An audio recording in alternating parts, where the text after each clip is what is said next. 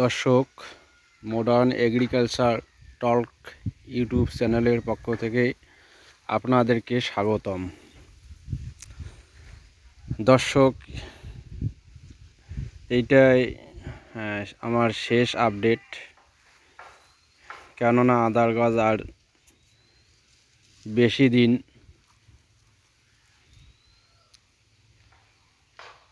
দিন হয়তো আর থাকবে না, যেহেতু আদা পরিপূরক হচ্ছে। হয়তো আদা কিছুদিনের মধ্যে হারভেস্ট করা যাবে। সেই জন্য চিন্তা ভাবনা করলাম যে একটা শেষ আদার আপডেট দেই, কেননা গাছ আর বেশি দিন বেঁচে থাকবে না। তা দেখুন গাছের অবস্থা, গাছ অলরেডি আদা গাছগুলো হয়তো কিছুদিনের মধ্যে এগুলো মারা যাবে। আদা পরিপূরক হচ্ছে।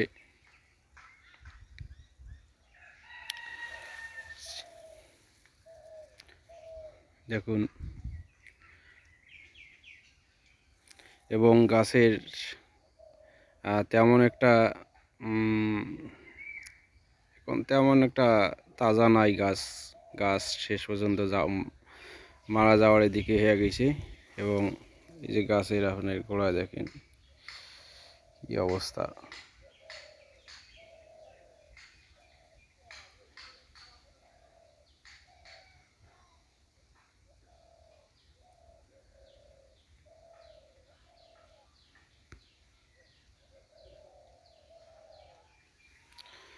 তা দর্শক,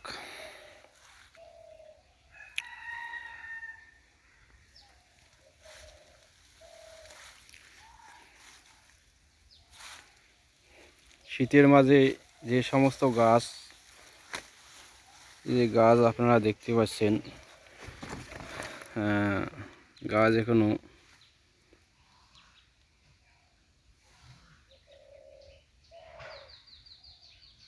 সুন্দর হয়ে আছে।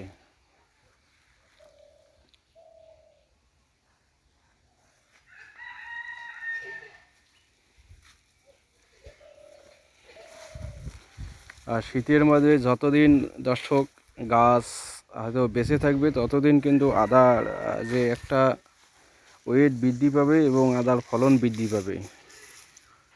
এবং বীজের আদার জন্য দর্শক, যে লং টাইম যদি গাছ বেঁচে থাকে, সর্বশেষ খাবারটুকু নিয়ে যদি সে বেঁচে থাকে, আস্তে আস্তে সে আদা কিন্তু পরিপূরক এবং বীজের জন্য ভালো হয়। এখন দর্শক, এই বস্তাটা 2 কেজি আদা হবার সম্ভাবনা আছে। এটা থাইল্যান্ড আদা, গাছ খুব কম হয়, কিন্তু আদার কিন্তু ফল উচ্চশীল ফল, কিন্তু এটা প্রচুর পরিমাণে এটার ফল হয়।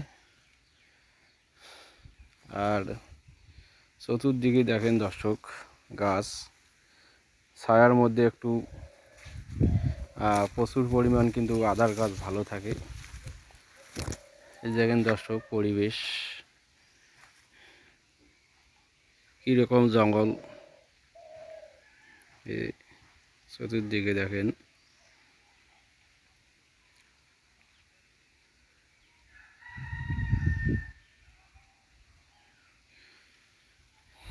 আদা মোটামুটি 10 মাস বয়স আসছে।